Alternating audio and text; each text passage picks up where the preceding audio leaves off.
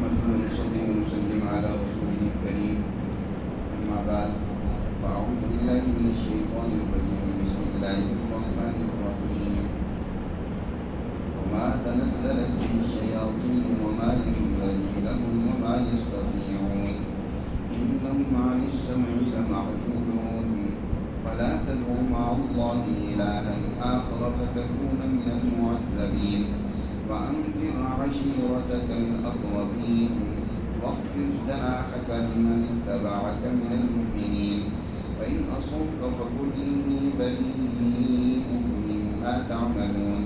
وتوكل على العزيز الرحيم الذي يراك حين تقوم وتقلبك في الساجدين إنه هو السميع العليم صدق الله العظيم.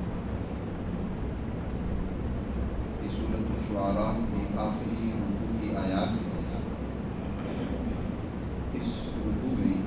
ابتدا میں اللہ سبحانہ وتعالی نے اس حقیقت کو واضح کی ہے کہ یہ کلام مقدس قرآن مجید رب العالمین کی طرف سے اتارا گیا ہے اور اس کو اللہ کی طرف سے لے کر آنے والے فرشتے روح الامین یعنی وہ اللہ کا فرشتہ ہے، انتہائی امانت دار اللہ کے احکامات کی ابلاغ اور پہنچانے میں کسی قسم کی بدبیانتی، کسی قسم کی اللہ کے حکم کی خلاف ورزی نہیں کرتا. وہ انتہائی امانت دار ہے. اور پھر وہ قرآن بڑی حفاظت کے ساتھ نبی کریم صلی اللہ علیہ وسلم کے قلب اطہر پر اتارا گیا. علی قلبک، وہ آپ کے دل پر اتارا گیا، لہذا اس کے اندر کسی قسم کی آمیزش یا کسی قسم کے بھولنے کی بھی کوئی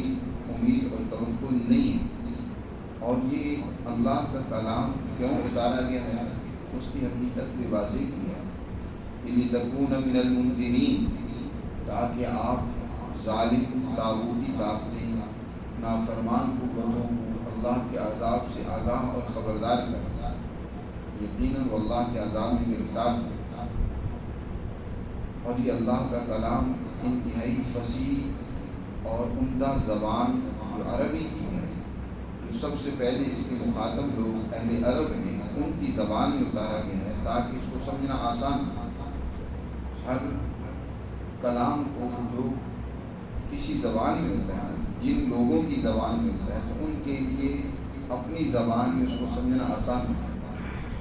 جب کسی قوم کو تعلیم وہ دوسری زبان میں دی جاتی ہے تو وہ مشکل ہوتی ہے،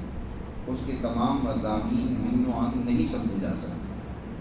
آج بھی آپ دیکھتے ہیں کہ ہمارے ملک میں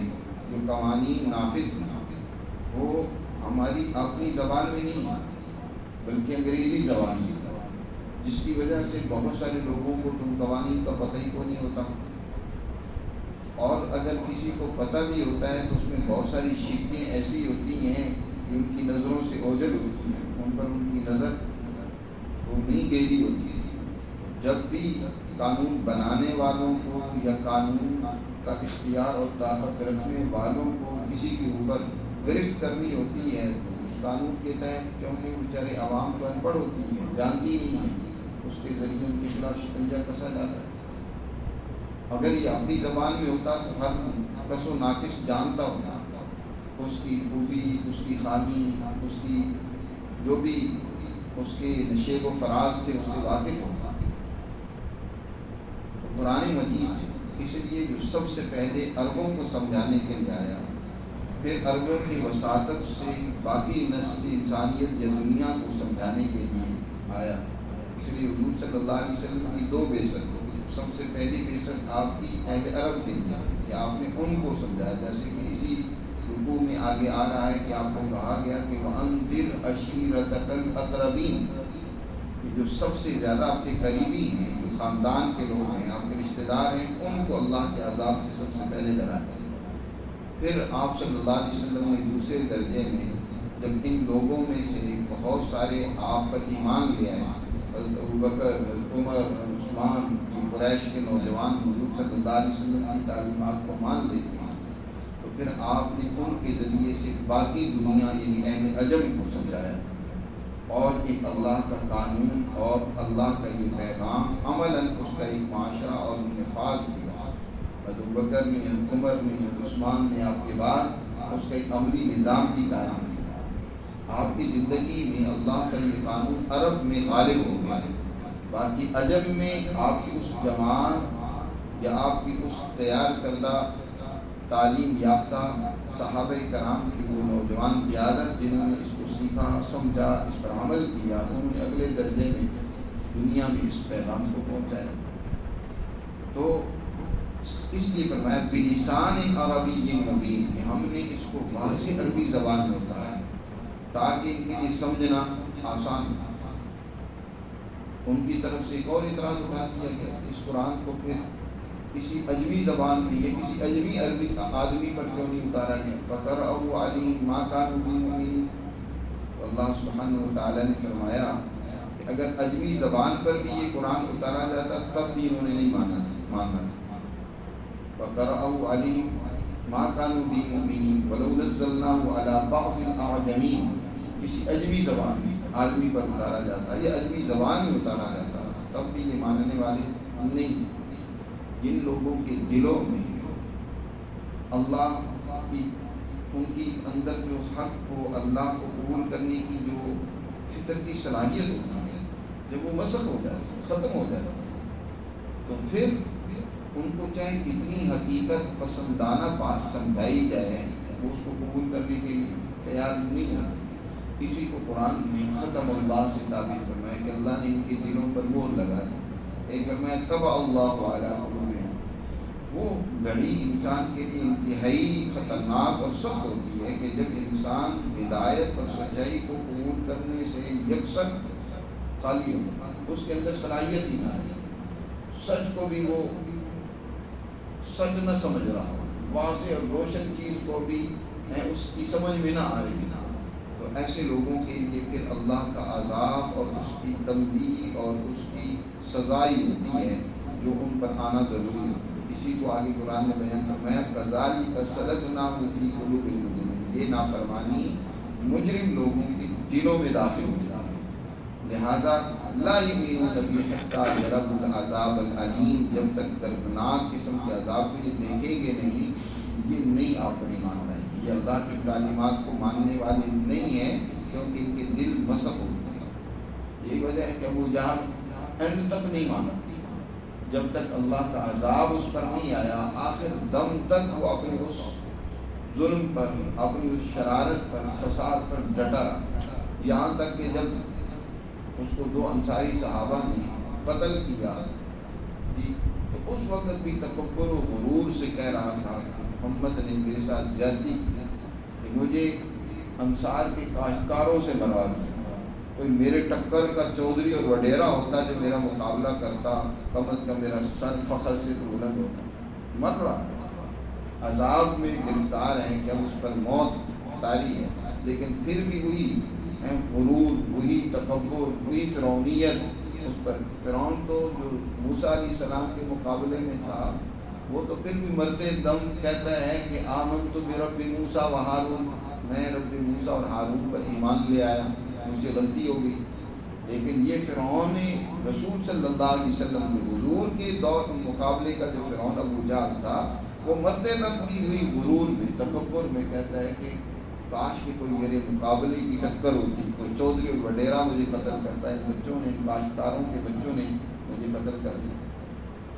یہ ہے جب دلوں میں جرم داخل ہو جاتا ہے تو پھر ماننے کی توقع نہیں رہتی۔ اسی کو قرآن نے بیان فرمایا کہ کذالک سلکناہ فی قلوب المجرمین لا یؤمنون بہ حتی یروا العذاب العلیم، اور پھر جب اللہ کا عذاب آتا ہے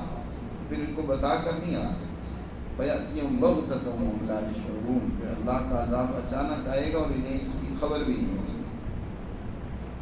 اگر اللہ انہیں مہلت اور موقع دے دے کئی سال تک، کیا انہوں نے یہ سمجھ لیے ہے کہ اللہ کے وہ عذاب کا وعدہ نہیں پورا ہوگا؟ ابھی تو اللہ ان کو موقع دے رہا ہے کہ کر لو جو کچھ تم نے کرنا ہے، کیونکہ یہ دنیا امتحان گاہ ہے۔ ما اغنی عنہم، جب اللہ کا عذاب آئے گا پھر ان کا مال و متاع، ان کی یہ عزت و مرتبہ جو انہوں نے اپنے لیے بنا رکھی ہے ان کے کسی کام آنے والی نہیں ہے۔ اور یہ بھی یاد رکھو، اللہ سبحانہ و تعالیٰ جب کسی قوم کو سزا دیتا ہے تو ان کے ساتھ زیادتی نہیں کرتا، اللہ ناانصاف نہیں ہے، ان کے باقی وہ جرائم ہوتی ہیں کہ ان پر ان کی گرفت ہونی چاہیے۔ تب وما اهلكنا من قرية الا لها منذرون ذکرا وما كنا ظالمین۔ اور اس کے بعد جو آج آیات پڑھی ہیں اس میں اللہ نے اس حقیقت کو واضح کی ہے کہ اس قرآن مقدس کو روح الامین لے کر آئے ہیں، اللہ کے وہ مقرب فرشتے لے کر آئے ہیں جو انتہائی امانت دار، انتہائی پاکیزہ اللہ کے روح اور اس کے مقرب فرشتے ہیں، بلکہ فرشتوں کے سردار ہیں۔ حضور صلی اللہ علیہ وسلم کے بارے میں ایک پروپیگنڈا یہ بھی کیا جاتا تھا کہ یہ قرآن کسی جن نے،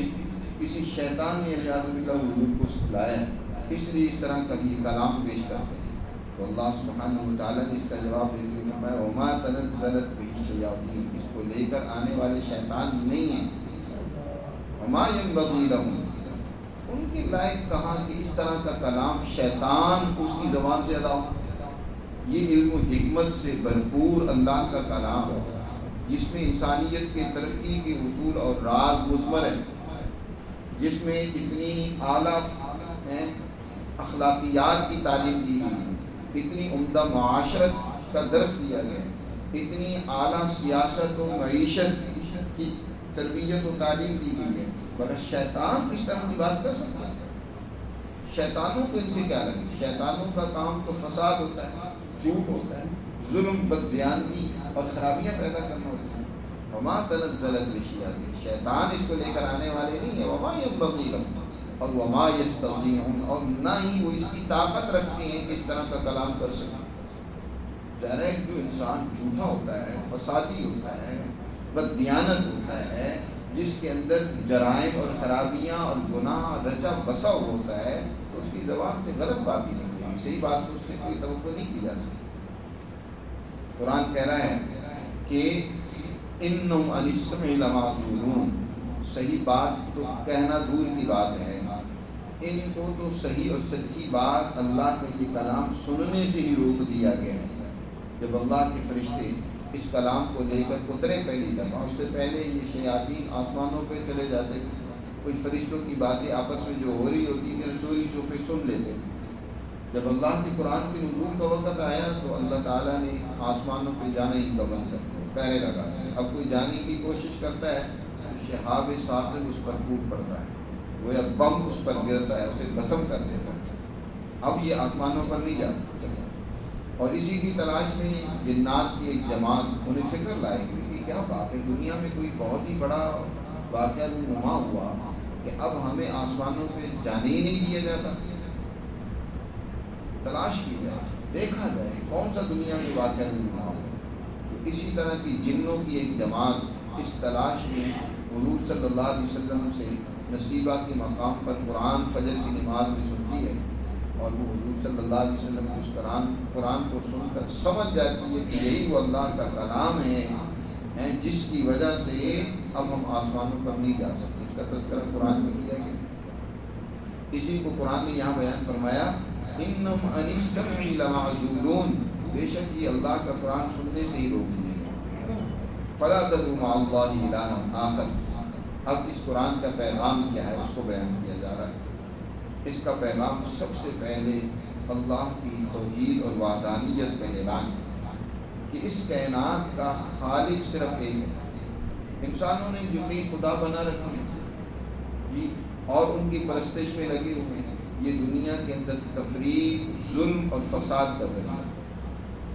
جب اس ساری کائنات کا خالق، مالک، رب العالمین ایک ہی ہے تو سب یکساں ہو کر اسی کی بندگی اور اطاعت کریں، اور آپس میں یہ جو تقسیم ہے، جو آپس میں تفریق ہے، جو آپس میں لڑائی اور جھگڑے اور اونچ نیچ ہے، اس کو ختم کریں، صرف اللہ ہی کی عبادت اور پرستش کریں۔ فلا، یہ اس کا سب سے بڑا اور اہم پیغام ہے قرآن کا، فلا تدعوا مع اللہ الہا آخر، اللہ کے ساتھ کسی دوسرے کو مت پکارو، وگرنہ فتکون من المعذبین، وگرنہ اس کی سزا یہ ملے گی کہ تم اللہ کے عذاب میں گرفتار ہو، معذبین میں سے۔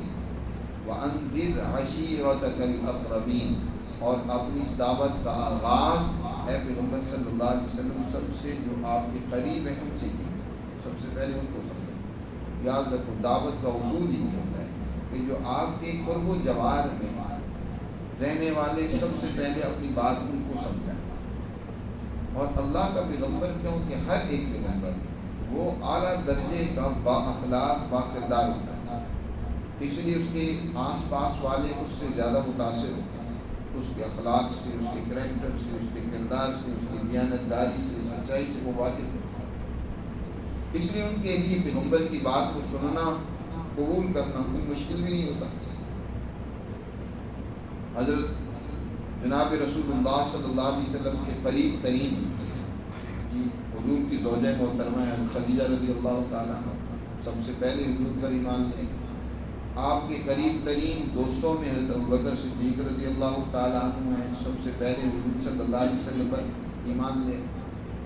خادم ہر وقت ساتھ ہوتا ہے، جی جو خدمت گزار ہوتا ہے وہ رات دن ساتھ ہوتا ہے۔ حضرت زید بن حارثہ رضی اللہ تعالیٰ عنہ جو حضور کے غلام ہر وقت حضور کی خدمت میں رہتے ہیں، وہ حضور کو سب سے زیادہ سمجھتے اور جانتے ہیں، حضور پر سب سے پہلے ایمان لے۔ اور پھر اسی طرح حضور کے قریب ترین حضور کے چچا زاد بھائی حضرت علی رضی اللہ تعالیٰ عنہ ہیں، جن کی حضور تربیت کر رہے ہیں۔ اولاد جو ہوتی ہے یعنی اس وقت حضور کے لیے حضرت علی بمنزلہ اولاد کے تھے، کیونکہ حضور نے ان کو اپنی کفالت و تربیت میں لیا ہوا تھا۔ وہ سب سے زیادہ حضور کو جانتے ہیں کیونکہ ہر وقت حضور کے ساتھ گھر میں رہنا ہے۔ حضرت علی رضی اللہ تعالیٰ عنہ سب سے پہلے حضور پر ایمان لے۔ سب سے قریبی ترین جو ہوتے ہیں کسی انسان کے، وہ ان کے کردار سے، اخلاق سے، رویوں سے سب سے زیادہ واقف ہوتے ہیں۔ حضور پر سب سے پہلے وہ ایمان لیں۔ پھر اسی طرح درجہ بدرجہ جو آپ کے رشتہ دار ہیں، آپ کے خاندان کے لوگ ہیں، ان سب کو آپ کو حکم دیا گیا کہ اب ان تک بھی اللہ کا یہ پیغام پہنچاؤ، انہیں بھی اللہ کے اس حکم کے ذریعے، اس پیغام کے ذریعے سے انہیں بھی ڈراؤ، تنبیہ کرو کہ اپنے غلط راستے کو چھوڑ دو، شرک کو، کفر کو اور ظلم کو چھوڑ دو۔ ان میں سے بھی جو ذرا اپنی استعداد صالح رکھتے تھے، ان کی استعداد ان کے اندر خیر کی موجود تھی، انہیں قبول کیا۔ حدیث میں آتا ہے یہ آیت جب نازل ہوئی وَأَنذِرْ عَشِيرَتَكَ الْأَقْرَبِينَ، آپ ڈرائیے اپنے قریبی ترین رشتہ داروں کو، خاندان کے جو قریبی ترین ہیں۔ تو آپ صلی اللہ علیہ وسلم نے صفا پہاڑی پر چڑھ کر اپنے خاندان کے لوگوں کے نام بنام لے کر انہیں پکارا، اے بنی فہد، اے فلاں قبیلے، کیونکہ یہ سارے قبائل تو آپس میں رشتہ دار تھے، قریشی تھے سارے، مختلف قبائل میں یہ جو قریش تقسیم تھے، بنو تیم تھے، بنو فہر تھے اور اس طرح مختلف قبائل تھے۔ تو آپ صلی اللہ علیہ وسلم نے ان سب کو نام لے لے کر پکارا، ان کو اکٹھا کیا۔ اور اس سے پہلے بنو ہاشم کو بھی، جو قریش کی ایک بڑی شاخ جس سے آپ کا تعلق تھا، بنو ہاشم، ان کو بھی جمع کر کے آپ نے ان کی دعوت کی، اور اس دعوت میں آپ صلی اللہ علیہ وسلم نے ان کے سامنے اللہ کا پیغام رکھا۔ پھر یہاں سب کو سے بڑے درجے کے جو دوسرے قبائل تھے جو اس قریش سے وابستہ تھے، ہم سب کو بلا کر جمع کر کے ان سے ایک سوال کیا، تم یہ بتاؤ کہ اگر میں تمہیں کہوں کہ اس پہاڑ کے پیچھے سے ایک بہت بڑی فوج آ رہی ہے جو تم پر حملہ آور ہونے والی ہے، تو کیا تم میری اس بات کی تصدیق کرو گے؟ تم نے کہا بالکل تصدیق کریں گے۔ ماجد اللہ تعالی فصیل، آج تک ہمیں تجربہ نہیں ہوا کہ آپ نے کبھی جھوٹ بولا، یہ کیسے ہو سکتا ہے کہ آج آپ جھوٹ بولیں گے؟ آپ یہ کہتے ہیں تو ہم مانیں گے کہ واقعی اللہ کا عذاب آیا۔ تو آپ نے فرمایا پھر میں تمہیں ایک بات کہتا ہوں کہ جو سب سے زیادہ سچی بات ہے، جب جیسے تم میری سچائی پر یقین رکھتے ہو تو جو میں تم سے کہہ رہا ہوں وہ واقعی سچی بات ہے، اور اس سے بڑی سچی بات ہوگی ہو نہیں سکتی۔ وہ یہی بات اللہ نے، اللہ کا یہ کلام، اللہ کی توحید، اللہ کی وحدانیت، اس کی طرف حضور نے اس موقع پر دعوت دی۔ اسی موقع پر ابو لہب جیسے جو حضور کے باوجود اس کے سگے چچا ہیں، حضور کی ولادت پر بڑی خوشی کا اظہار بھی کیا، اپنی باندی کو آزاد کر دیا اس خوشی میں، اور اس موقع پر وہ حضور صلی اللہ علیہ وسلم کو مخاطب کر کے کہتا ہے تبا لک لہذا جمعتنا، اے محمد تو ہلاک ہو جا، کیا تو نے اسی لیے ہمیں اکٹھا کیا تھا؟ اللہ نے اس کے جواب میں سورہ لہب نازل کر کے فرمایا تبت یدا ابی لہب و تب، ہلاک و برباد تو گناہ ہو گیا جی، حضور نہیں ہلاک ہوئے، ہلاک ابو لہب ہوا جس نے اللہ کے اس پیغام کو جھٹلایا، اس کا انکار کیا، اس سے وہ ہوگا۔ وَأَنذِرْ، آپ ڈرا دیں، خبردار کر دیں کہ جو تم کرتوت کر رہے ہو یہ تمہاری بربادی اور تباہی کا باعث بنے، اور قریبی رشتہ داروں کو پہلے ڈرائیں، انذر عشیرتک الاقربین، اور جو لوگ آپ کی دعوت کو مان لیں ان کے ساتھ آپ کا رویہ انتہائی نرمی کا، انتہائی محبت کا، شفقت کا ہونا چاہیے جی۔ جو چرواہا ہوتا ہے وہ اپنے ان بھیڑوں، اپنے ان ریوڑ کی وہ بھرپور حفاظت کرتا ہے، انہیں چراتا ہے، ان میں سے کوئی بکری یا کوئی جانور ادھر ادھر بھی جاتا ہے تو اسے چھوڑ نہیں دیتا، اس سے بیزار نہیں، اس کو بھی اپنے اس ریوڑ کے ساتھ جوڑ کر رکھتا ہے۔ ایک مثال دے رہا ہوں، اسی طرح حضور صلی اللہ علیہ وسلم امت کے گویا کے راعی ہیں، امت کے نگران ہیں، تو آپ پر جو ایمان لے آئے، آپ کی بات مان لیں، ان میں سے کسی سے غلطی بھی ہو سکتی ہے، کوئی کمزور ہے، پیغمبر تو معصوم ہوتا ہے، گناہوں سے پاک ہوتا ہے، اس سے تو غلطی کا صدور ہی نہیں ہو سکتا۔ یہ امت کا اتفاقی فیصلہ ہے کہ انبیاء علیہ السلام سارے کے سارے معصوم ہیں، ان سے گناہ سرزد ہی نہیں ہو سکتا، اس کی مختلف وجوہات ہیں، لیکن عام انسان تو ایسا نہیں ہے، ان سے غلطیاں بھی ہو جاتی ہیں، کمزوریاں بھی ہو جاتی ہیں، وہ آپ کی بات کو مانتے ہیں، اس کے باوجود اگر کہیں کمزوری ان سے ہو جائے پیغمبر ان پر آپ نے سختی نہیں کرنی، ان کے لیے اپنے پہلو کو نرم کرنا، جھکا دیں، ان پر شفقت فرمائیں، ان کو ساتھ لے کر چلیں۔ فرمایا وَخْفِضْ جَنَاحَكَ لِمَنِ اتَّبَعَكَ مِنَ الْمُؤْمِنِينَ، اپنے پہلو کو آپ جھکا دیں اس کے لیے جس نے آپ کی اتباع کی ہے ایمان والوں میں سے، جو بھی آپ کی تعلیمات پر عمل کر رہا ہے، کہ اس سے غلطی ہو جائے تو آپ اس کے ساتھ نرمی کا رویہ اختیار کریں، درگزر سے کام۔ فَإِنْ عَصَوْكَ، لیکن کسی میں سرکشی پیدا ہو جائے، ٹھیک ہے، غلطی ہو جاتی ہے، معذرت کر لینا، حضور سے آ کر دعا کرانا کہ اللہ کے رسول سے غلطی ہو گئی، آپ اللہ سے میری مغفرت کی دعا کریں جی، تو آپ اس کے لیے نرمی کا رویہ اختیار کریں، اس کے لیے دعائے مغفرت کریں، اس کی غلطی کو درگزر کریں۔ لیکن کوئی نافرمانی پر اتر آتا ہے، مانتا ہی نہیں ہے جی، یا ماننے کا اس نے اظہار تو کیا لیکن دل میں منافقت ہے، جیسے منافقین جو بظاہر ایمان کا دعویٰ بھی کرتے تھے لیکن دلوں میں وہی کفر اور وہی منافقت بھری ہوئی تھی، تو ایسے لوگوں کے لیے فرمایا فَإِنْ عَصَوْكَ، پھر اگر وہ آپ کی نافرمانی کریں جی، ایسے منافق لوگ کہ آپ نے تو ان کے لیے بھی شفقت کا رویہ اختیار کیا، نرمی کا رویہ اختیار کیا کہ ان کی بھی اصلاح و تربیت ہو جائے، لیکن پھر بھی وہ سرکشی پر، نافرمانی پر ڈٹے ہوئے ہیں، پھر آپ کہہ دیجئے انی بریء مما تعملون، تمہارے ان غلط کاموں سے میں بری ہوں، ان کے ساتھ میرا کوئی تعلق نہیں، میں تم سے بیزار ہوں، یہ غلط کاموں کی سزا پھر تمہیں ملے گی، مل کر رہے گی۔ وتوکل، آپ ان کے غلط کاموں سے گھبرائیں نہیں، ڈرے نہیں، ان منافقوں کی غلط رویوں سے، ان کافروں کے ظلم و سرکشی سے آپ نہ گھبرائیں، اس سے آپ کا نقصان نہیں ہوگا، کیونکہ جس ذات پر آپ کا اعتماد اور بھروسہ ہے اس کا مقابلہ کون کر سکتا ہے، کس کی طاقت و قوت ہے؟ لہٰذا وتوکل علی العزیز، آپ توکل اور بھروسہ کریں اس ذات پر جو سب سے زیادہ غالب ہے، عزیز ہے، ایسے لوگوں پر وہ آپ کو غلبہ دے گی جو لوگ نافرمانی کرتے ہیں، سرکشی کرتے ہیں، اور اس ذات پر اعتماد اور بھروسہ کرے جو رحیم بھی ہے، مہربان بھی ہے، جن کے لیے کہ جو آپ کی اتباع کرتے ہیں، آپ کی تعلیمات کو مانتے ہیں، ان سے کوئی غلطی ہو جاتی ہے، کمزوری ہو جاتی ہے تو وہ آپ کی طرف، اللہ کی طرف رجوع کرتے ہیں، تو اللہ ان پر مہربانی کرے گا، وہ مہربان بھی ہے۔ عزیز اور رحیم کی یہ صفات اس سورہ مبارکہ میں متعدد مقامات پر ہیں، پچھلے بھی رکوعوں میں ہر رکوع کے آخر میں یہ الفاظ آتے ہیں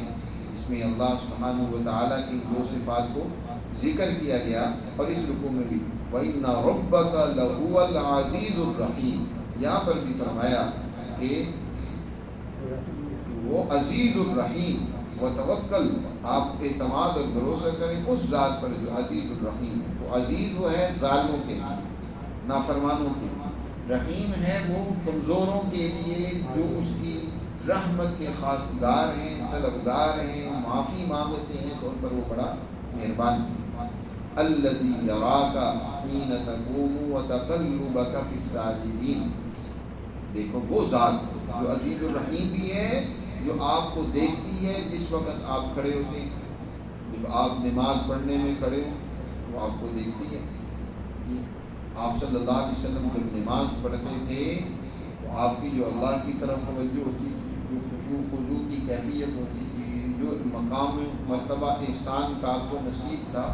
وہ آپ صلی اللہ علیہ وسلم کے اس مقام مرتبہ کو وہ جانتی ہے۔ اور اسی طرح آپ صلی اللہ علیہ وسلم کی دو حیثیتیں ہیں، ایک تو آپ اللہ کی طرف متوجہ ہوتے تھے، اور دوسری حیثیت یہ تھی کہ آپ اللہ کے بندوں کی طرف، اپنی امتیوں کی تعلیم و تربیت کی طرف بھی متوجہ رہتے ہیں۔ ہر وقت آپ کا دھیان اپنے ان پیروکاروں کی طرف بھی ہوتا تھا، ان کی تربیت کرنے کی طرف بھی، یہاں تک کہ نماز میں حضور صلی اللہ علیہ وسلم ارشاد فرماتے ہیں کہ جب آپ رکوع اور سجدے میں جاتے تھے تو کچھ لوگوں نے آپ سے پہلے رکوع سجدہ کرنا شروع کر دیا۔ آپ صلی اللہ علیہ وسلم نے فرمایا کہ ایسا نہ کیا کرو، مجھ سے پہلے رکوع اور سجدہ نہ کیا کرو، اگر نہ ڈر ہے کہ اللہ کی تمہاری شکلوں کو مسخ نہ کرے۔ اور فرمایا کہ میں تمہارے دلوں کو بھی دیکھ رہا ہوتا ہوں، کہ جو تمہارے دلوں میں اس وقت خیالات چل رہے ہوتے ہیں، وسوسے آ رہے ہوتے ہیں، تو میں اس کو بھی دیکھ رہا ہوں۔ عام اولیاء اللہ اور علماء ربانی کے بھی ایسے واقعات مشہور ہیں کہ وہ اپنی زیر تربیت لوگوں کے دلوں میں آنے والے خیالات سے بھی کیا ہو جاتے تھے، آگاہ اور واقف ہو جاتے تھے۔ حضرت حاجی امداد اللہ مہاجر مکی رحمۃ اللہ علیہ، ان کی خانقاہ میں جب مولانا رشید احمد گنگوئی رحمۃ اللہ علیہ گئے تو حاجی صاحب کا معمول یہ تھا کہ ان کے کھانے پینے کا انتظام جو ہے وہ خود ہی، جو مرید ہوتا تھا وہ اپنا کھانا پینا اس کا انتظام خود کرتا تھا۔ مولانا رشید احمد گنگوئی رحمۃ اللہ علیہ یہ اصل میں گئے تو تھانہ بھون میں کسی اور مقصد کے لیے تھے، لیکن اللہ کی طرف سے کچھ اور ہی منظور تھا کہ یہ حاجی صاحب کی تربیت اور صحبت میں پہنچ گئے۔ بہت بڑے شیخ اور بزرگ ہیں حاجی امداد اللہ مہاجر مکی رحمۃ اللہ، وہاں حضرت کے کہنے پر کچھ دن کے لیے رک گئے۔ اب کھانے پینے کا اپنا انتظام کرنا تو ان کے لیے مشکل تھا، کوئی کیونکہ اتنا زیادہ پیسہ وغیرہ بھی پاس نہیں تھا، کوئی اور جان پہچان بھی یہاں نہیں تھی۔ تو دل میں آیا، خیال میں آیا کہ میں اپنے کھانے پینے کا کیسا انتظام کروں گا۔ حضرت حاجی صاحب تو کہہ رہے ہیں کہ تم یہیں میرے پاس کچھ عرصہ کچھ دن رک جاؤ، تربیت وغیرہ کے ارادے سے۔ دل میں آیا کہ میں کھانے پینے کا کیا کروں گا۔ حاجی صاحب ان کے دل میں آنے والے اس خیال سے واقف ہو کر کہنے لگے، عبد الرشید یا رشید احمد، تم جو ہے نا کھانے کی فکر نہ کرنا، تمہارے کھانے کا انتظام ہو جائے گا۔ اور رشید احمد گنگوئی فرماتے ہیں کہ میں بڑا حیران ہوا کہ ابھی تو میرے دل میں خیال آیا تھا اور حاجی صاحب کو میرے اس خیال کا پتہ بھی چل گیا اور فوراً کہہ دیا کہ اس حوالے سے پریشان نہ ہو۔ یہ اولیاء اللہ علماء ربانی کی شان ہے کہ وہ لوگوں کے دلوں میں آنے والے خیالات سے آگاہ اور واقف ہو جاتے ہیں۔ حضور صلی اللہ علیہ وسلم کی تو شان ہی بہت اونچی ہے، حضور کا تو کیا کہنا۔ تو حضور بھی اپنے اصحاب کے دلوں میں آنے والے خیالات کو دیکھ لیتے ہیں۔ تو فرمایا کہ جب آپ کھڑے ہوتے ہیں اللہ کے حضور اور اس وقت آپ اپنی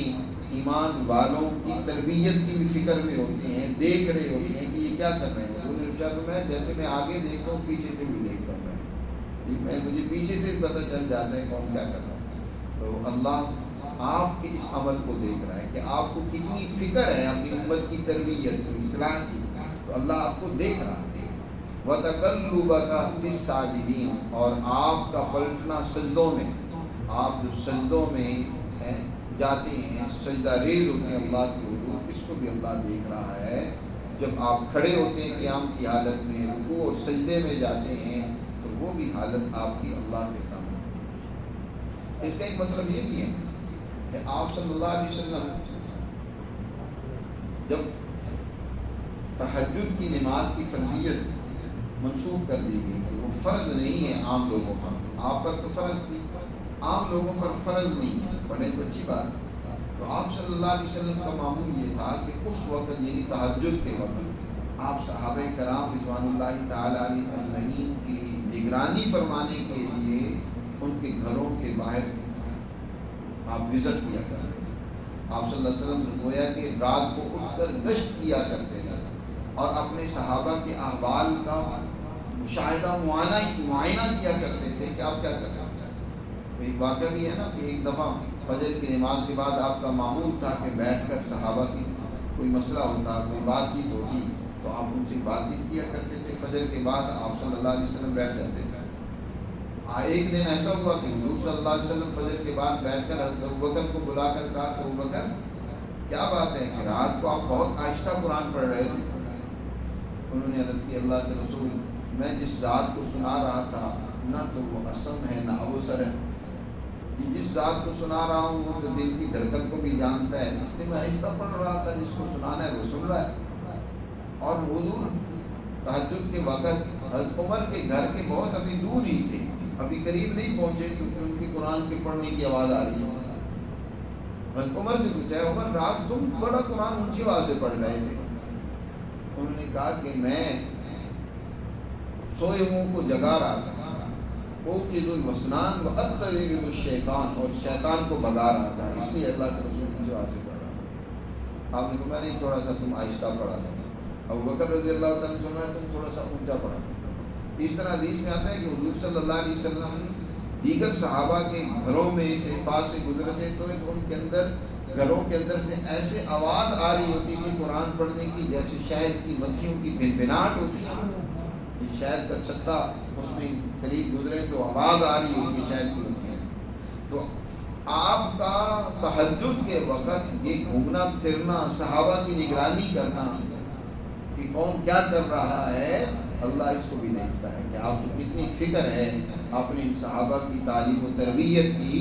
ایک مربی کو، ایک رہنما کو اپنے پیروکاروں کی ایسی فکر ہونی چاہیے. یہ نہیں ہے کہ ان کو اپنے مفاد اور مقاصد کے لیے استعمال کرتے رہیں. جیسے کہ آج کل جھوٹے لیڈروں کا حال ہوتا ہے کہ جہاں ضرورت ہوتی ہے ان بیچارے ورکروں کو مروانے کے لیے لے جاتے ہیں، ڈنڈے کھانے کے لیے، جیلوں میں ڈالنے کے لیے. ان کی کوئی تعلیم و تربیت کی فکر نہیں ہوتی. ان کو آپ پولیٹیکل کسی پارٹی کا حصہ ہیں تو کم از کم ان کو سیاست پڑھائیں، سیاست سکھائیں، ان کو لیڈر بنائیں، اس قابل بنائیں کہ تم ہو یا نہ ہو وہ امت کی، قوم کی رہنمائی کر سکے، لیڈر بن سکے. کوئی تربیت کا نظام کسی پارٹی میں بھی آپ کو نظر نہیں آئے گا. سب کو کیا ورکروں کو استعمال کر رہے ہوتے ہیں، جہاں ضرورت ہوتی ہے نعروں کے لیے ان کو استعمال کرتے ہیں. لیکن حضور نبی کریم صلی اللہ علیہ وسلم کی شان یہ نہیں ہے. آپ نے ایک ایک ورکر کو ایسا اس پر آپ نے توجہ دی، اس پر اس کی ایسی تربیت کی کہ آپ نے فرمایا اصحابی کالنجوم، میرے یہ سارے صحابہ ستاروں کی مانند ہیں. فبأیہم اقتدیتم اہتدیتم، جس کو بھی تم لیڈر چنو گے، رہنما بناؤ گے، وہ تمہاری رہنمائی کرے گا، تمہیں منزل مقصود تک پہنچائے گا. ہر ایک کی آپ نے ایسی تربیت کی کہ وہ اعلیٰ درجے کی دوسروں کی تربیت اور رہنمائی کے لیے، ان کی قیادت کے لیے تیار. حضرت عمر فرماتے ہیں نا کہ جب 22.5 لاکھ مربع میل کے حکمران بنے، بہترین عدل و انصاف پر مبنی نظام حکمرانی قائم کیا، تو فرمانے لگے ایک دن اے عمر تیرا حال تو یہ تھا کہ تجھے اپنے والد کا نام لے کر خطاب کی اونٹنی چرانے آتے تھے، یا بعض روایت میں کہتے ہیں کہ ان کی بکریاں نہیں چرانے آتی، اور تمہارے باپ خطاب تمہاری پھینٹی لگاتے تھے کہ ان کو بھوکا لے کر تم آتے. اور حضور کی تعلیم و تربیت سے اللہ نے تمہارے اندر اتنی صلاحیت و استعداد پیدا کر دی کہ آج 22.5 لاکھ مربع میل لوگوں کے تم حکمران ہو. ان کے لیے تم نے ایسا نظام قائم کر دیا ہے کہ کوئی انسان تو دور کی بات نہیں ہے، ایک کتا اور جانور بھی بھوک سے نہیں مرتا. پہلے تھا کہ وہ جانور بھوکے رہتے تھے، اب اتنے بڑے علاقے کے حکمران ہیں لیکن وہاں کوئی بھی انسان بھوکا نہیں ہے. کوئی بھی انسان مریض اور بیمار ایسا نہیں ہے جس کا علاج معالجہ نہ ہو، جس کی ضروریات پوری نہ ہو. یہ اتنا بہترین نظام قائم کرنے کی صلاحیت کس نے پیدا کی؟ نبی کریم صلی اللہ علیہ وسلم نے اپنی تعلیم و تربیت سے. تو وہی اللہ نے یہاں بات کہی کہ آپ جس وقت کھڑے اٹھتے ہیں نا اور آپ وَتَقَلُّبَكَ فِي السَّاجِدِينَ اور آپ گھومتے پھرتے ہیں سجدہ کرنے والوں میں ان کے حالات جانچنے کے لیے، ان کے حالات دیکھنے کے لیے کہ یہ کیا کر رہے ہیں، تو اللہ اس وقت آپ کو دیکھ رہا ہوگا. إِنَّهُ هُوَ السَّمِيعُ الْعَلِيمُ بے شک وہی سب کچھ سننے والا، سب کچھ جاننے والا ہے. وہ سب کچھ سنتا ہے، وہ سب کچھ جانتا ہے کہ آپ کیا کر رہے ہیں. یہاں اس